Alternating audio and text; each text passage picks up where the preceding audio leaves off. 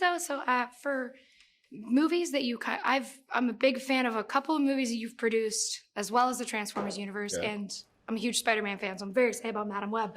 But for you, what is it about a movie that kind of inspires you to like want to back it and want to be a part of it? Probably two things. One is my initial emotional reaction to it, and then what's the challenge of it, because I have been fortunate to do a lot of things, and I don't really want to repeat myself. You get bored, right? So those are usually the two things that drive my decision making. Yeah, and with a movie like this, it is Transformers: Rise of the Beast is so kind of New York in a way that shocked me because I live in Brooklyn, and hearing like the Williamsburg Bridge mentioned in a movie, I was like, oh, someone who kind of knows New York knows what's going on here.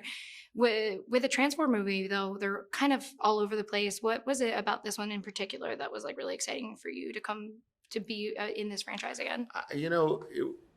God, there's so many things, thankfully, in this particular movie. I love bringing the Maximals into it. It was a wild new experience.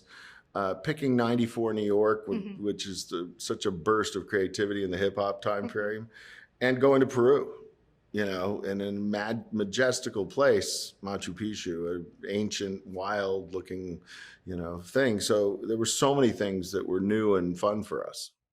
Did it excite you though, or were you worried with a character like Bumblebee that he is constantly talking in songs, and on a production side you're like, that's a lot, or is it because it's so short you're like, great, let him talk and rap everything songs? You just described, but it's also creatively it's so much fun. And also one of the beauties of making Transformers movies is you're working in CG for quite a long time.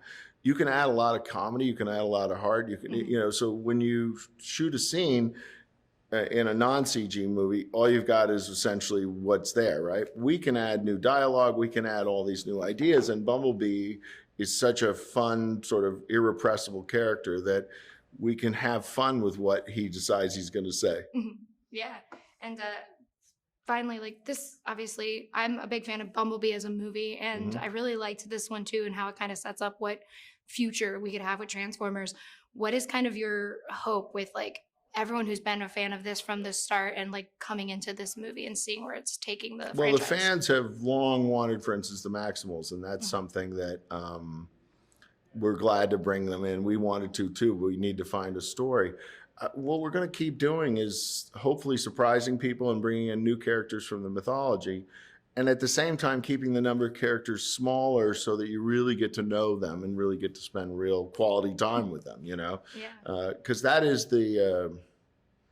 it's the temptation, is to like have all the characters, and then you kind of don't know anybody. Yeah. Awesome. Thank you so much. I almost went to USC in California because of the movie Constantine. Oh, really? So thank you very, Fantastic. very much. I love that movie. I'm glad it had that effect on you.